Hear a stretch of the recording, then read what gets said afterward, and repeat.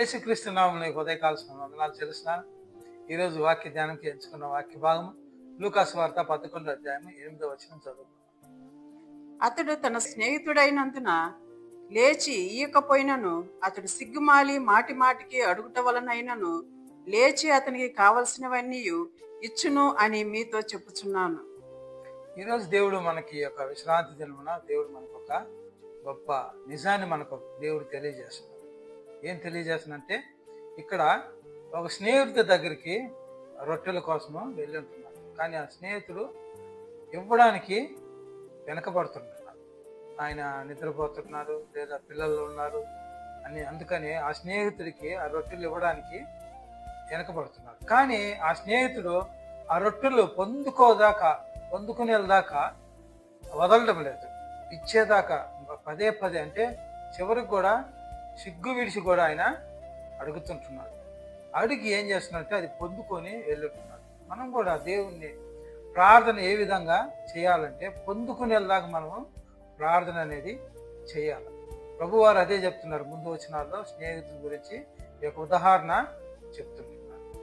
So అందుచేత ఏం చేయాలంటే, మనం ఒక్కసారి 2 సార్లు చేస్తే మనకు అది దొరకదు. పొందేదాకా మనం ఏం చేయాలా, ఆ అంశాన్ని గురించి మనం వదలకూడదు. పట్టుదలతో మనము ప్రార్థన చేసినట్లయితే దేవుడు మనకి అనుగ్రహిస్తాడు. ఒక సందర్భంలో మోషే ఇశ్రాయేలు అమాలేకీలతో యుద్ధం చేసినప్పుడు మోషే చెయ్యి పైకి ఉన్నప్పుడంతా ఇశ్రాయేలీలు జయం పొందుతుంటున్నారు.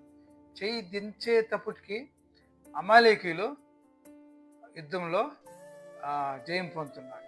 సో పట్టుదలతో మోషే ఏం చేస్తున్నాడంటే, చెయ్యి కింద వదలకుండా పైకి ఎత్తి పట్టుకొని ఉంటున్నాడు.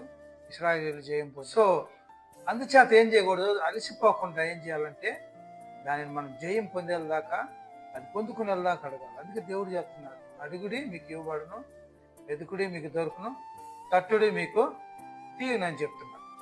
సో మనం ఏదైనా కూడా ఒక పద్ధతి ప్రకారం లేదా విశ్వాసం కలిగినట్లయితే ప్రతి ఒక్కటి కూడా దేవుడు మనకు అనుగ్రహిస్తాడని ఈ యొక్క వాక్యం ద్వారా తెలియజేస్తున్నాం. దేవుడి యొక్క వాక్యాన్ని దీవించుకుందాం. ప్రారంభిస్తున్నాం. ప్రేమ గల పరలోక తండ్రి, జీవం గల నాయన, ఉదయకాల బట్టి నీకు స్తోత్రాలు తండ్రి. ఇంతవరకు నా తండ్రి మీరు మాట్లాడిన విధానం బట్టి నీకు స్తోత్రాలు. అవును రాజా, వాళ్ళ విశ్వాసాన్ని తండ్రి, ఆయా తండ్రి మేము పొందుకునేదాకా నా తండ్రి పట్టుదలతో ప్రార్థించుకోవడానికి స్థాయి చూపిస్తున్నాం. వాక్యం ఇంటున్న పిల్లలందరినీ కూడా తండ్రి ఆశీర్వదించి దీవించమని యేసయ్య నామమున అడుగుచున్నాం తండ్రి. ఆమేన్.